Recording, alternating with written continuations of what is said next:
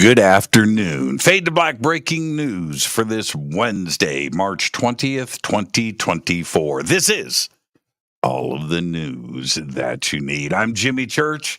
How you doing? It's Wednesday. We're halfway through the week. An amazing week here on Fade to Black because we've got 5 shows this week.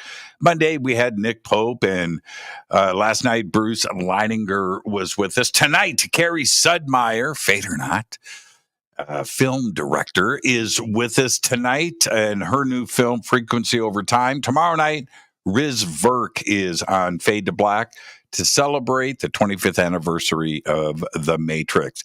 And then Friday, a very special event. Jason Quitt. That's right. Fade to Black on Friday night. Jason Quitt is with us. His new book is out. It is called Gates of the Anunnaki, and that is Friday night. Let's get straight to it. Now, I want everybody to take note. I'm wearing the same T-shirt that I wore yesterday. And I'm sure some of you are taking notes and going, what's going on with it? Jimmy never wears anything twice. Right? That's because today at 8 a.m., I had to have my Harley serviced at the Harley dealer. It's the 1,000-mile service on the bike. I've got 1,300 miles on it, by the way, not 1,000. Anyway, 8 a.m., 8 a.m. So I was up at 7 doing my thing, and put on my shirt from yesterday because I put a Harley shirt on over the top of it. That's why. And so I came in here to do the news. I took off my Harley shirt and wore the Steve Vai shirt. But at least Steve Vai gets represented 2 days in a row here on Fade to Black. All right. Just in case you were wondering, on this day in history, Jimmy Church wore the same shirt twice. Also, on this day in history, 1345, according to scholars at the University of Paris, this is in 1345, according to scholars at the University of Paris, the Black Death, the Black Plague, the Black Death is created on this day in 1345 from what they call a triple conjunction of Saturn, Jupiter, and Mars in the 40th degree of Aquarius, occurring on the 20th of March, 1345. That's a quote from those academics at the University of Paris. The Black Death swept across Europe, the Middle East, and Asia during the 14th century, killing an estimated 25 million people. It all kicked off in like Sicily. Some boats pulled into port, and that was the start of it all. Here's your fader fact. I didn't know this. Michael Jackson's hair caught fire on the exact median day of his life. Yeah. Marking a literal midlife crisis. And that is your fader fact. Let's get to the breaking news. Space enthusiasts will now be able to enjoy fine dining while watching the sunrise over the Earth's curvature at 100,000 feet above sea level on a 6-hour journey to the edge of space.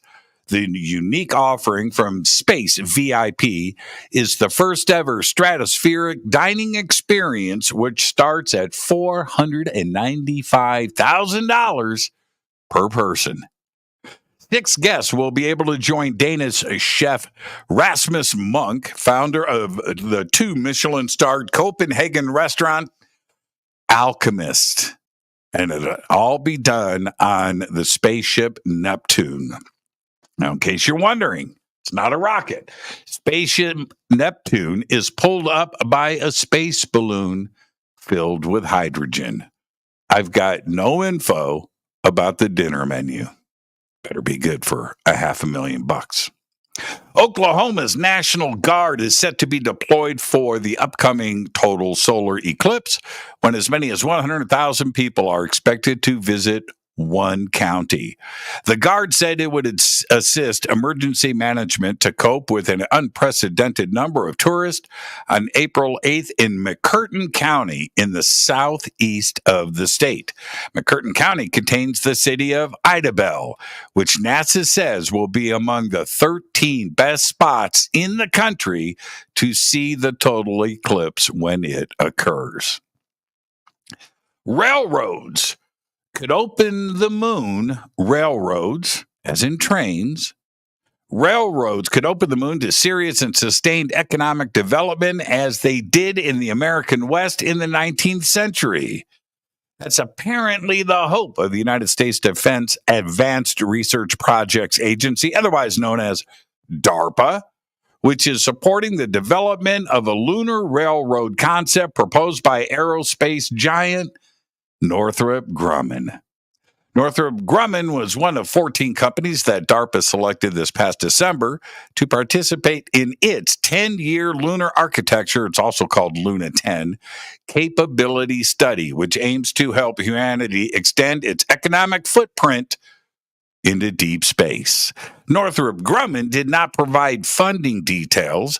DARPA gives a ballpark number, saying selected studies will receive an other transaction award not to exceed $1 million. The selected Luna 10 companies will share their work at the Lunar Surface Innovation Consortium spring meeting next month and write up final reports that will be released in June. All of this according to DARPA. Astronomers, this is amazing. Astronomers have discovered a cavalcade of monster galaxy superclusters, incredibly massive collections of galaxies and galaxy clusters in the universe. Now, the most striking example of these 662 new superclusters is located around 3 billion light years away from Earth and has been named the Inasto supercluster. The Inasto supercluster is staggering in terms of its sheer size and mass.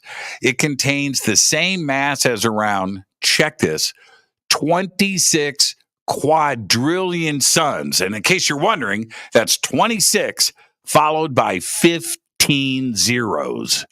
This supercluster is so vast, in fact, that it would take light about 360 million years to travel from one side to the other. Incredible. Check this out. Beluga whales change the shape of their heads in order to express themselves and communicate with one another. Researchers have discovered they are the only toothed whales known to engage in this behavior. Many mammals use facial expressions. You know, we smile, we do stuff with our face, right? We have muscles to do that. And we communicate with emotion and intent. But belugas can't. Nah, the muscles don't move through their skin. But they've got the bulge. According to a new study published March 2nd in the journal Animal Cognition, belugas get around this by altering the shape of their melons. The melons, you've got a melon. The protrusions at the front of their heads. Now, they use this to communicate with other whales. You should see the pictures too. Up, down, up, down. In total, the researchers observed 2,570 expressions of these shapes in a study population, which was 2 male and 2 female belugas at the Mystic Aquarium in Connecticut. And that is incredible. And finally, I'll leave you with this. A group of suspected bank robbers are now in custody. The FBI's Houston field office announced yesterday. The Bureau had previously released surveillance images of the suspects, saying that they were accused of robbing a Wells Fargo in Houston back on March 14th. The FBI had not disclosed how much money was taken in the robbery. 2 of the suspects were taken into custody after their parents recognized them in the surveillance photos and snitched. That's right, they contacted law enforcement. A spokesman for the sheriff's office declined to confirm the circumstances of the arrest, saying no further details would be released. Now, why all of the secrecy? Well, the three caught on camera bank robbers were 11, 12, and 16 years old. That's right. The little rascals are now in custody. And don't worry. Don't shoot the messenger. I didn't give them that moniker. The FBI did. Seriously. There you go. There's all the Fade to Black breaking news that you need for this Wednesday, March 20th, 2024. Breaking news is produced by Renee Neumann. I'm Jimmy Church. Tonight on the show, it is Carrie Sudmeyer. That's right. Fade or not, Carrie from Palm Springs has just completed her first film. I have seen it tonight. We've got behind the scenes pictures. We're going to talk about it. It's right now. It is on the film festival circuit and winning awards. Tonight, Carrie from Palm Springs joins us. I'll see you tonight. But for now, all I've got is Go Back Lee Tappy.